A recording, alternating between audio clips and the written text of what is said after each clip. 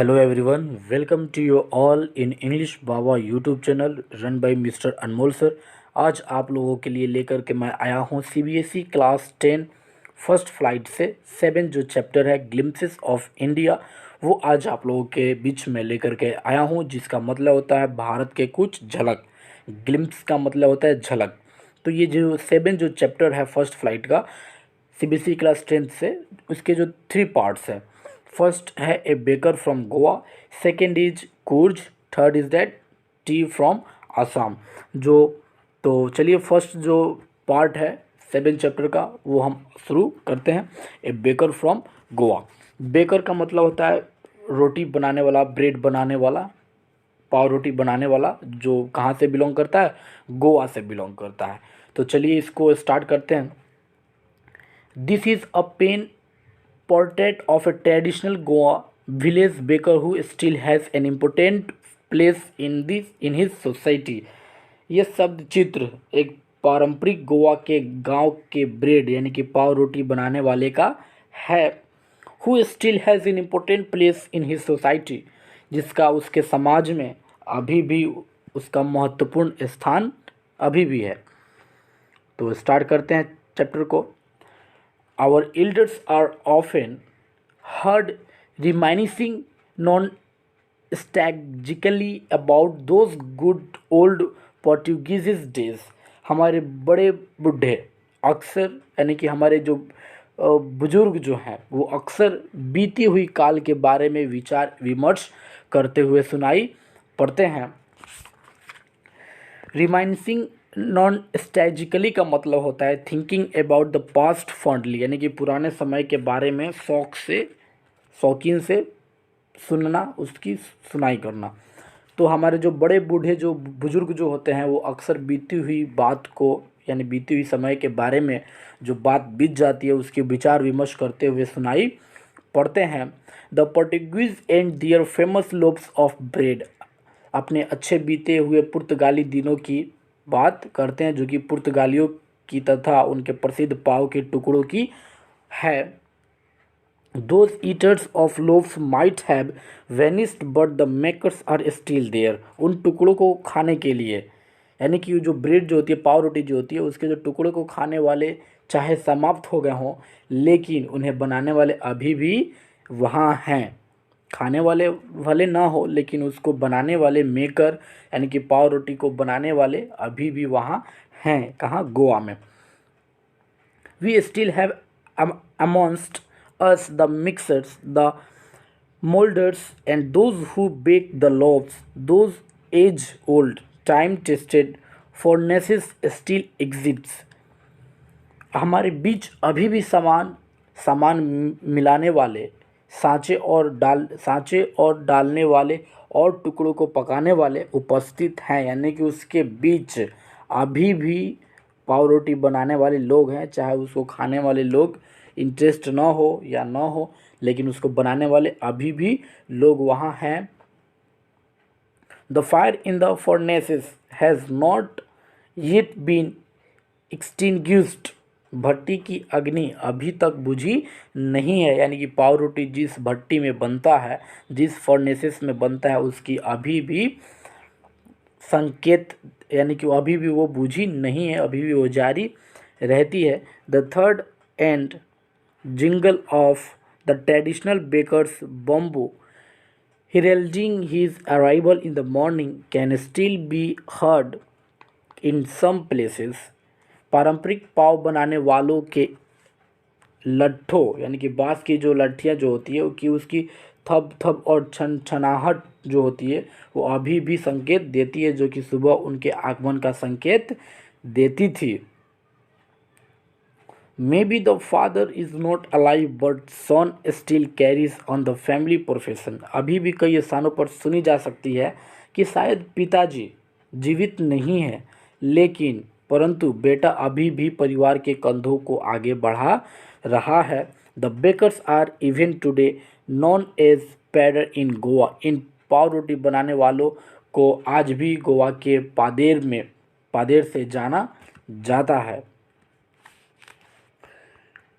During our childhood in Goa, the baker used to be our friend companion and guide. Goa के हमारे बचपन के दौरान पाव रोटी बनाने वाले एक दोस्त साथी हुआ करता था। He used to come at least twice a day. वो दिन में कम से कम 2 बार आता था। वंस एक बार एक बार when he set out in the morning on his sailing round, and then again when he returned after emptying his huge basket। एक बार सुबह जब वो अपनी बेंत की टोकरी लेकर निकलता था और फिर दोबारा शाम को वो अपनी बड़ी सी टोकरी खाली करके वापस घर को आता था।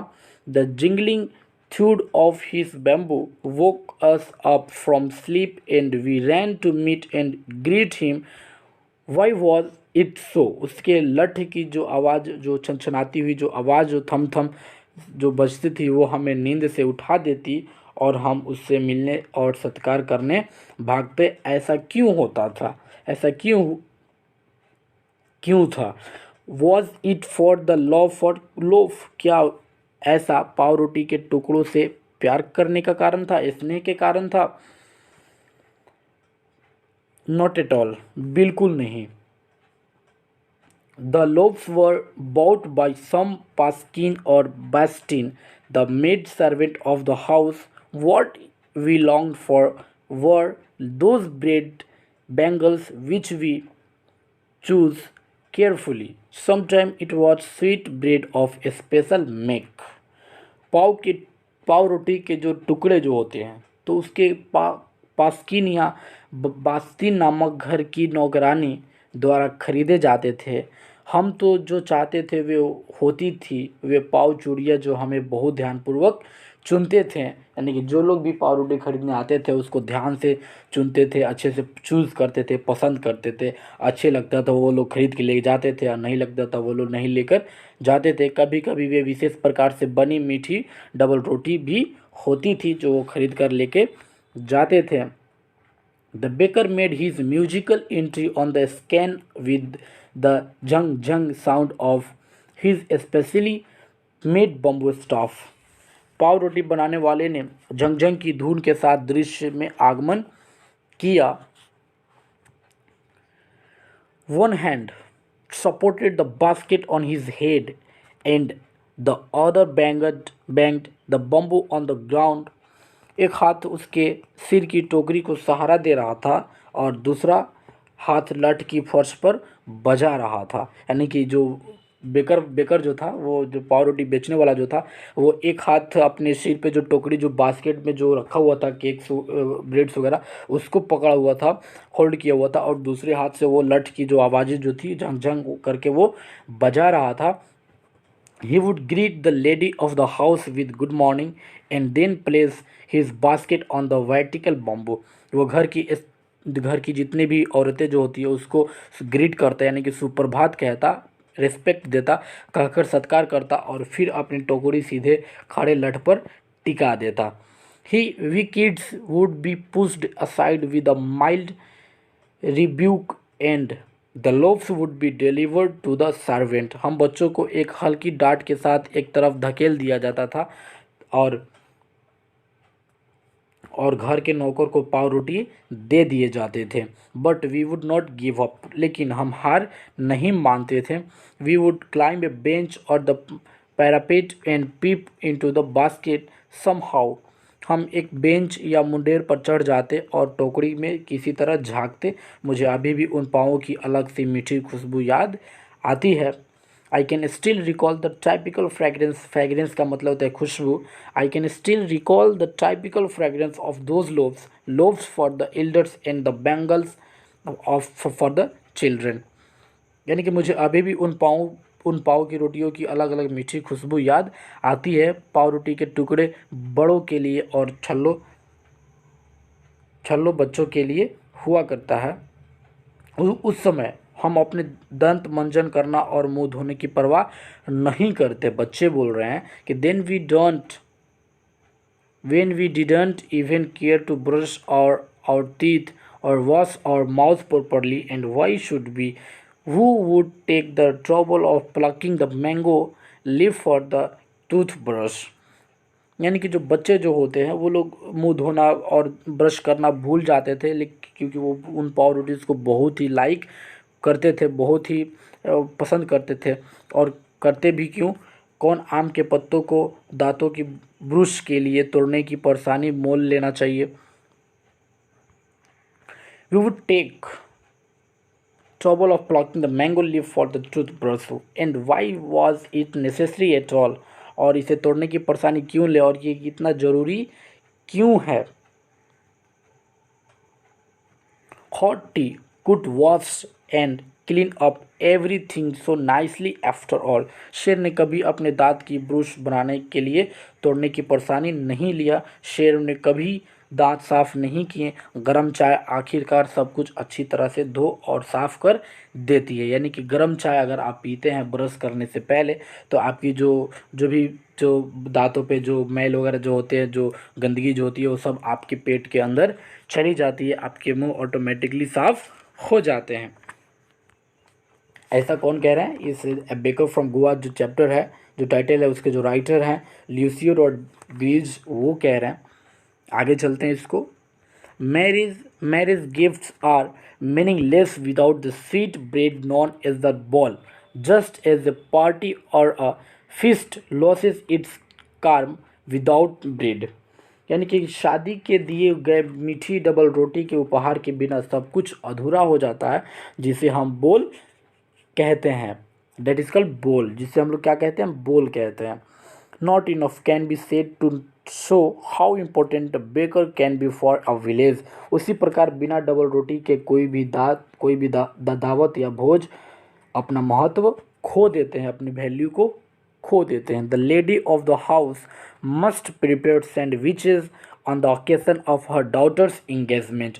इतना भी कहना बहुत कुछ नहीं है, ये बताने के लिए कि एक गांव की एक डबल रोटी बनाने वाला कितना भी महत्वपूर्ण क्यों नहीं हो। घर की स्त्री अपनी रोटी की सगाई, अपनी बेटी की, घर की औरत जो होती है, अपनी बेटी की सगाई के अवसर पर, मौके पर सैंडविच बनाने का काम करती हैं, और वो बनाती हैं जिससे वो बहुत ही आवश्यक होते हैं।